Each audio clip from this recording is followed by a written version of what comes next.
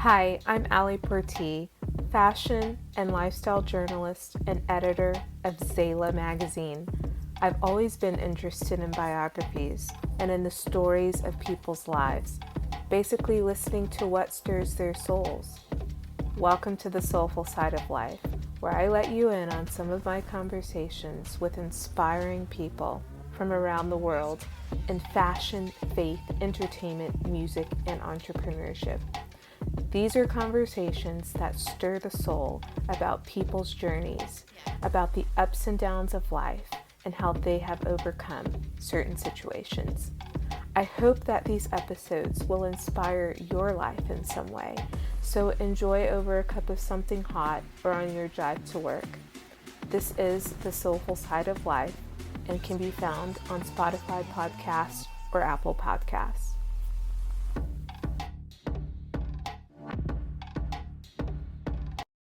Rani Zakhem was the first fashion designer that invited me to his atelier and sit down to have a chat. And I was new to this whole fashion scene. And I remember making my way to Soulful, where his showroom is in Beirut, to the Zakhem Tower.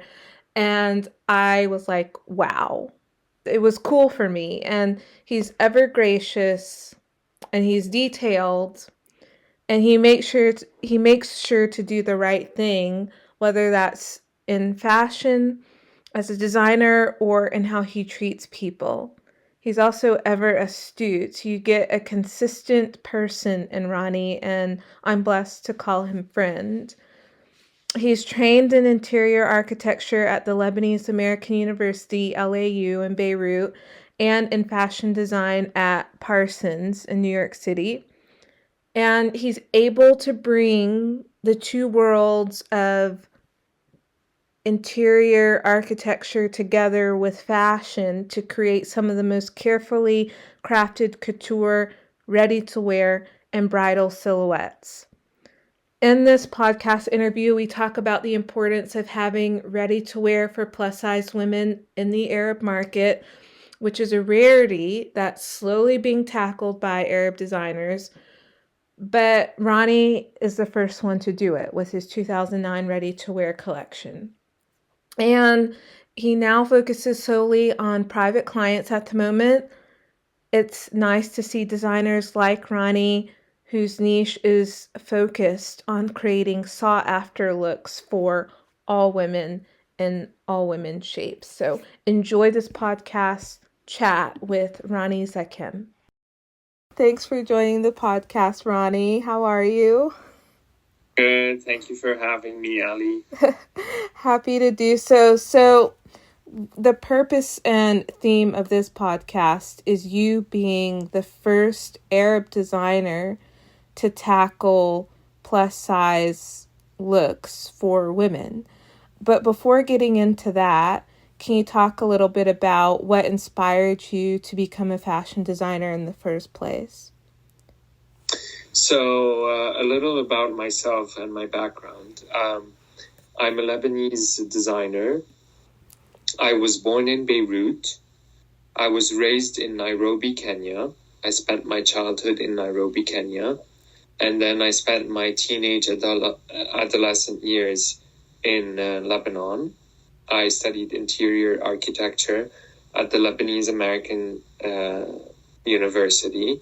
And then I studied fashion design at Parsons School of Design in New York City. And so I've always been attracted by architecture and fashion from a young age. When I was a kid, I was very, very drawn by the fashion magazines that my dad used to bring my mom from business trips like Vogue and Harper's Bazaar and Vanity Fair and Town and Country. So I thought they were just so beautiful and such,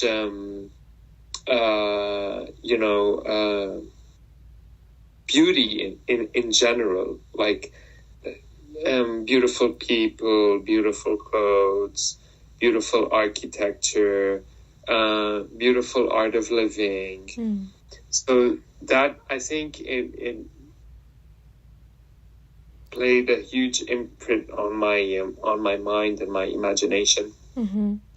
And definitely, my mother was a big fashion aficionado, so that definitely has its influence for sure.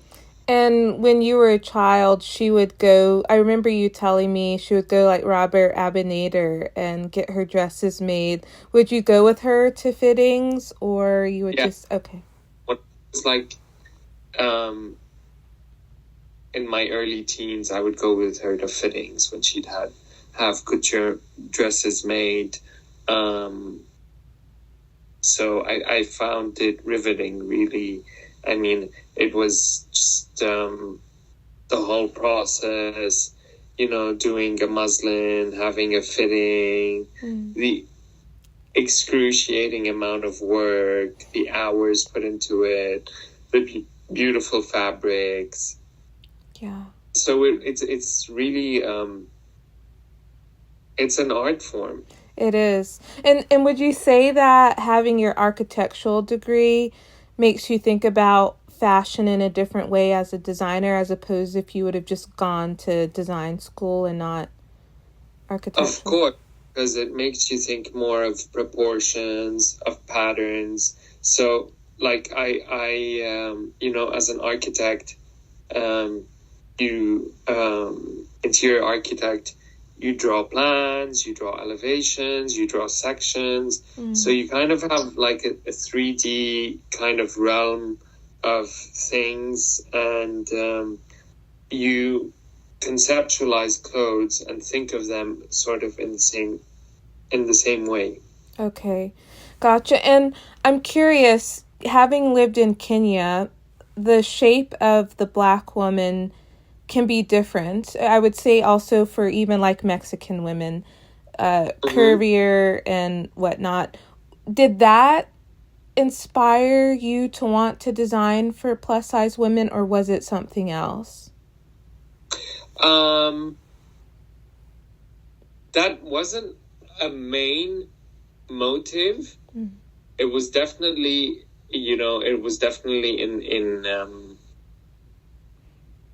in the back of my mind for sure. What really stuck in my mind from my childhood in Africa were the colors, textiles, their waxed cotton that they do their kangas from, and their formal wear. So their waxed cotton prints were just something that brings me a lot of joy when I look at them. Yeah. Definitely the very, very strong colors from nature, flowers, the ocean, the Indian Ocean, the blues, the sand colors, the flowers, the exotic flowers, the wildlife. As a kid, when when I visited Lake Naivasha, the flamingos, Masai Mara. So it's all things, that stay with you for a long time. Forever. Life. Yeah. Yeah. So at one, for a large part of my life, I was surrounded with African women, and yeah, of course they have contours and curvaceous shapes, but that was not the main reason. One point my mom was a larger, more curvaceous, was considered a plus size, if you like. But then when I was at school at Parsons, my draping professor, whom I absolutely adore and salute, I don't know if she hears this, her name is Professor Luz Pascal. Okay. And once she told me in class, she's like, Rani, everyone wants to become a superstar designer. and everyone be on the cover of the glossy magazines, but no one really wants to tap into the niche markets and the niche businesses that are where people are in need, like beautiful, glamorous clothes for curvier women. There are no designers that cater for them. Children's wear, lingerie,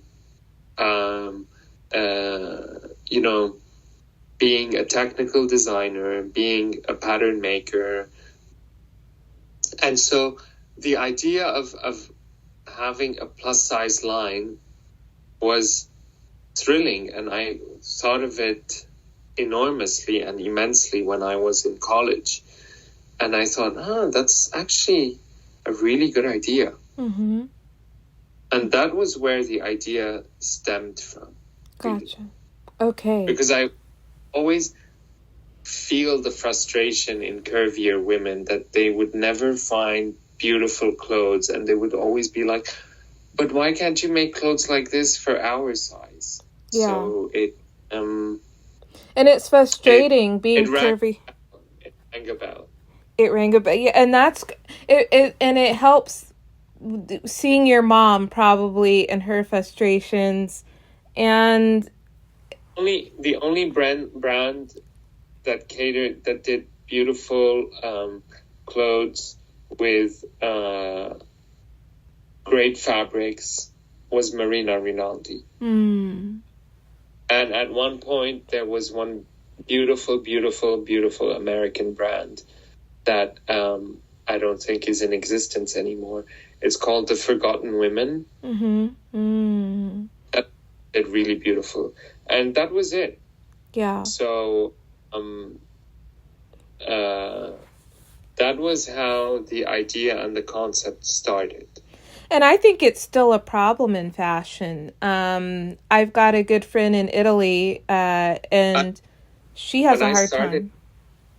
Yeah. When I started, sorry, I'm interrupting. No. When I started, I got a lot of backlash from people in the industry.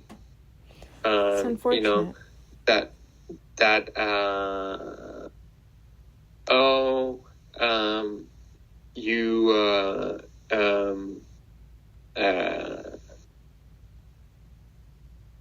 You should design for thinner women, and you should increase your size range. And it's funny that 14 years later, I was because everyone right now is talking about inclusivity, diversity, and those are things that were already in my vocabulary when I started. I mean, I have dressed women of all ages, all backgrounds, all ethnicities, all sizes, from a size 0 to a size, I don't know, like 18, 20. Yeah. And it's frustrating because being a curvy woman with a small waist, it's just, everything stops at the hips. And it's hard to find, I think especially in couture, something that will fit. And I have a heart for those who are 1X, 2X, 3X, 4X, because you have to have something maybe custom made, especially in couture. And countries like Italy, like my Italian friend, she has to find things in the US because I think Italy and France are still a bit snobbish to plus size women. So you were the first Arab designer for plus size. There was nobody before you doing this in the Arab couture world? I mean, when I launched a ready-to-wear line. All Arab designers definitely cater to fuller-figured private clients. But never something that was mainstream, having a ready-to-wear line that was available for them off the rack. Why would you say that is? Because there are curvy plus size women in the Arab world. Why wasn't there ready to wear for Arab women before you? I think because it's just it was the standard industry sizing. Is there a snobbery in the Arab world to not be I curvy? think there's snobbery everywhere. Yeah. Not just in there. Yeah. And it's unfortunate because there's women of all shapes and sizes in every country. So, and not every woman is thin. Even when I started, I mean, journalists would talk about this being an issue, but then when you'd contact them, they wouldn't really give you the time of day. And then you could see that the standards and the shift in the industry when Saks, for example, in New York had an entire floor called Salon Z that used to cater to fuller figured and larger sized ladies, that was wiped out completely. Or fuller figured clothing was usually in the basement of department stores. Yeah. So it's kind of like they were shunned out, or it's an embarrassment, or so yeah, definitely there's a snobbery everywhere. Yeah. It's unfortunate because everybody has different shape, size women in their families.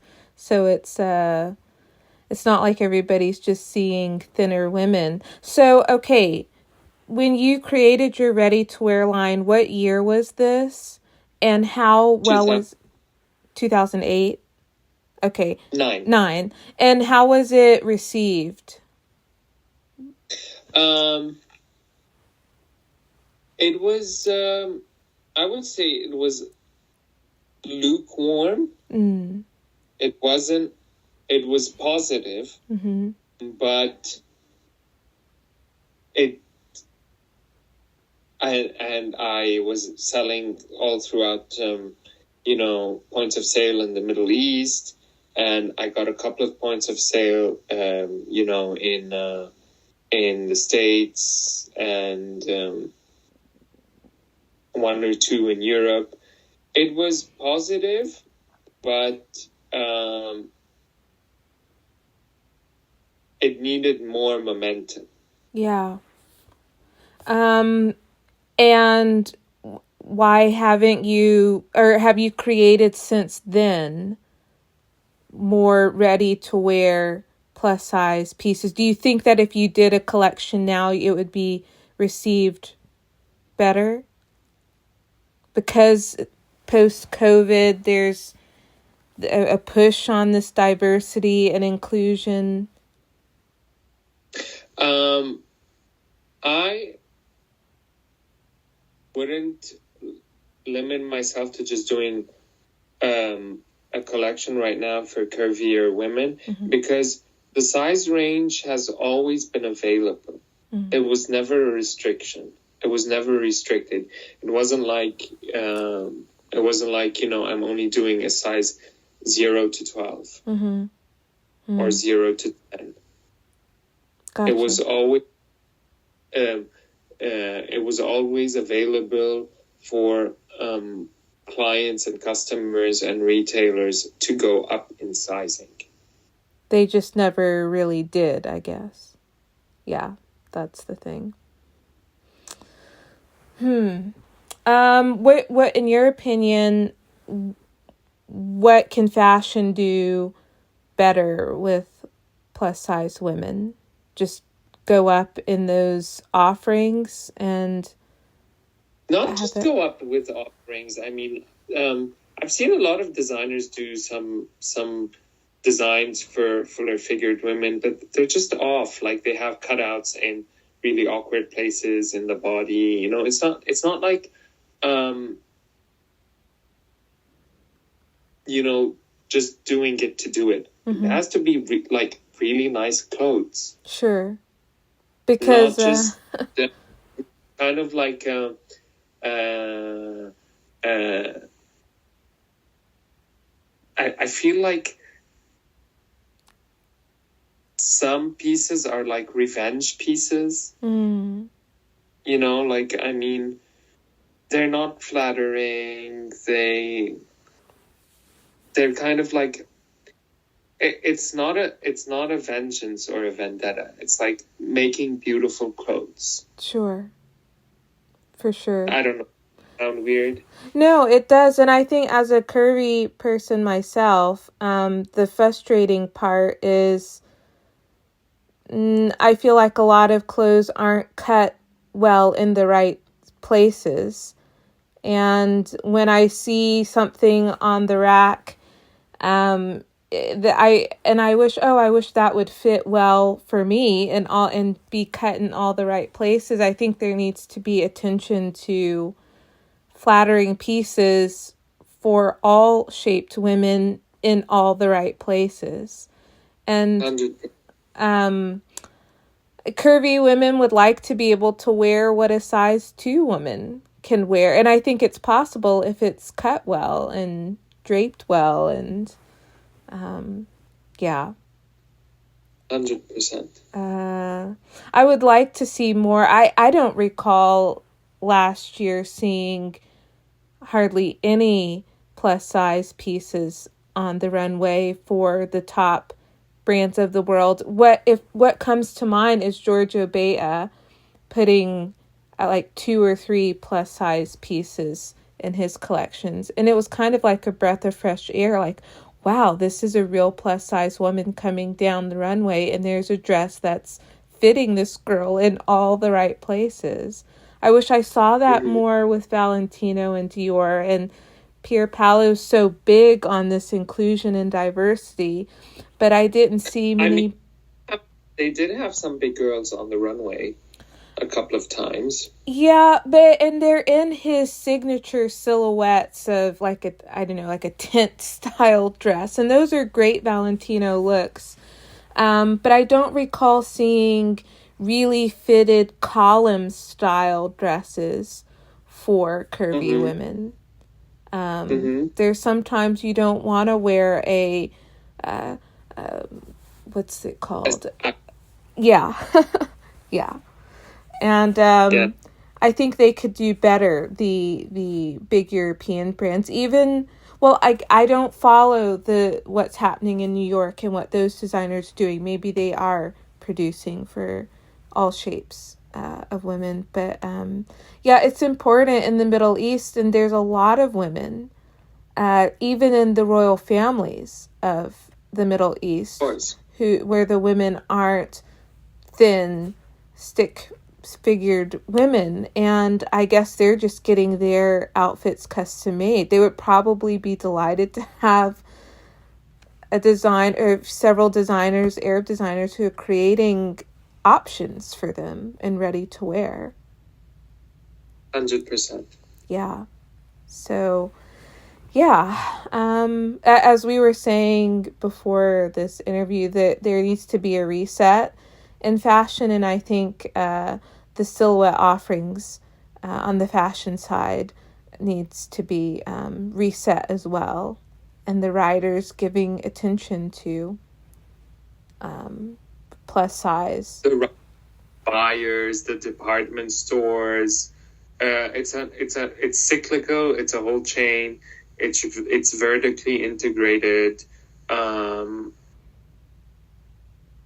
I mean, it doesn't mean if it's something that is a larger size that it has to be poorly made or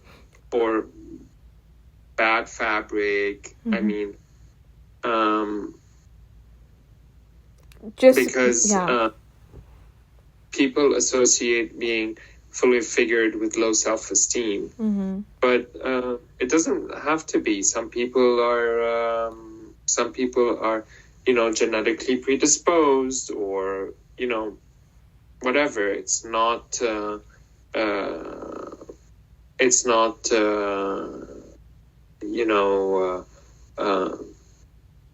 something that has to be kind of like a cookie cutter that's you pigeonhole people in. Yeah.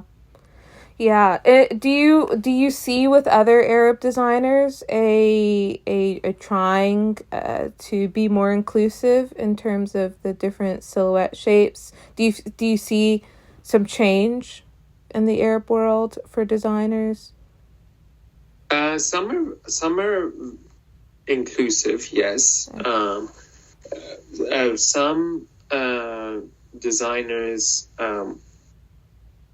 already have that in their offering. Some other designers do it in couture with private, but not in ready to wear. No. Yeah. So a concluding question: will you be creating any new collections on the runway in the next few seasons, or do you just stay and cater to private clients?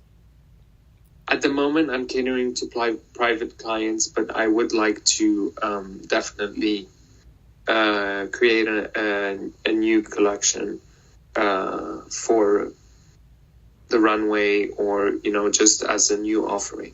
Yeah, because you are a very gifted designer.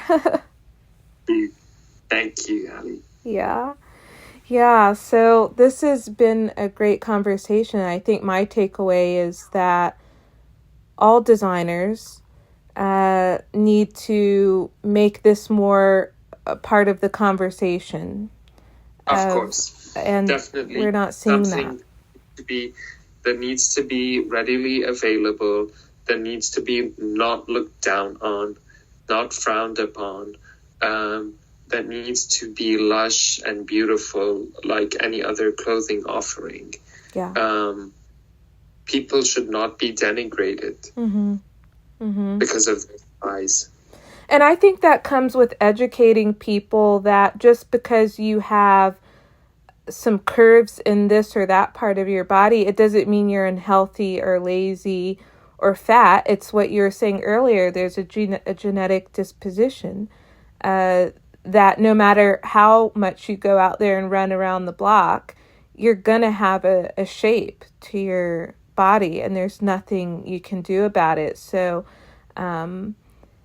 just educating people on what body shape means and genetic predispositions to it. And really my core ideology is just making beautiful clothes for everyone.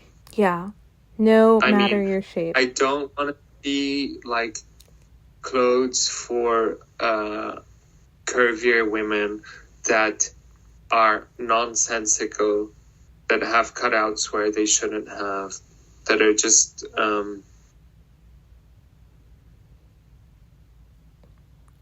trying to make a statement that's statementless. Yeah. And that requires a designer, especially a male designer, having some female friends to tell them this is what women like. I had a discussion with Ava Cavalli once, and she was saying men designers think they know what women find sexy. But she said, I'm a woman and I know what women find comfortable and attractive. And I think it requires men designers to have a lot of female friends. I agree, because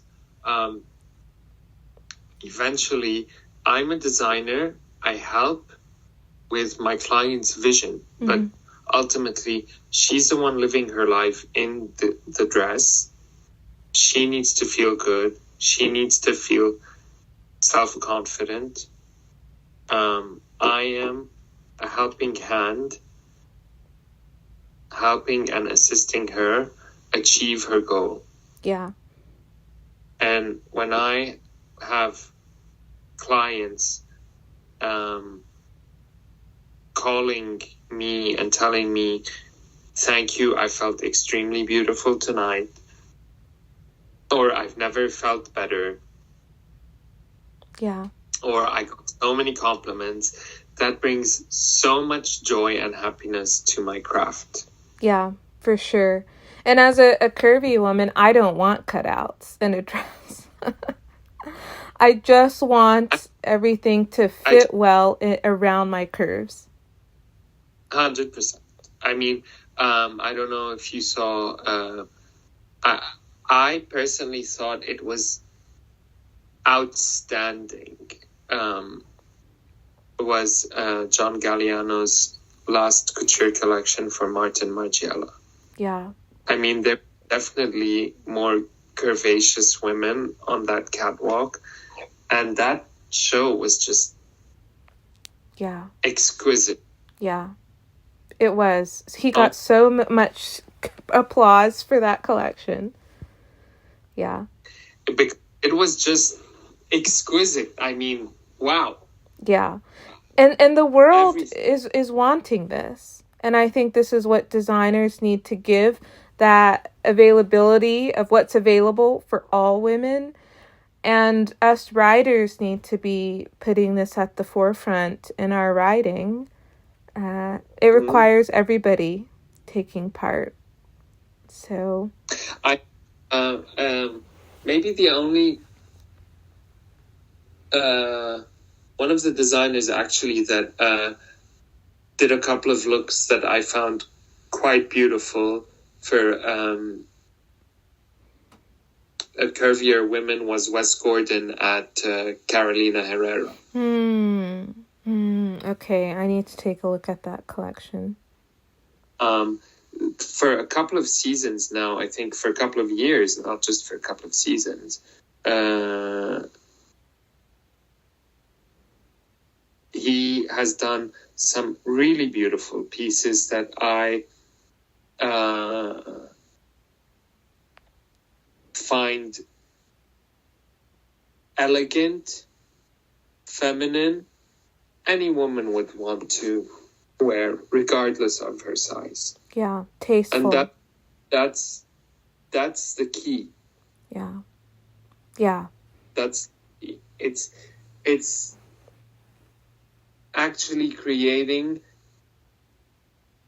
a dream that anyone would love to wear. Yeah. Just making everyone feel like they're at a part of the table to sit down. Yeah. 100. Yeah. And that's the key to inclusivity, is that everyone has a place at the table and everyone feels special. And not secluded or excluded. Yeah. Like a princess. Yeah. No matter who the brand is. So 100%. Good on you for starting this. Your story does need to be told, though, that you created that first ready-to-wear collection in 2009 for plus-size women in the Middle East. So, yeah, good on you. Well, thank you for taking the time to have this chat. My pleasure, Ali. Yeah. Anytime. I hope that you enjoyed this podcast episode and that you have found a soulful connection to the conversation. God bless you, and until the next episode, go bless somebody else.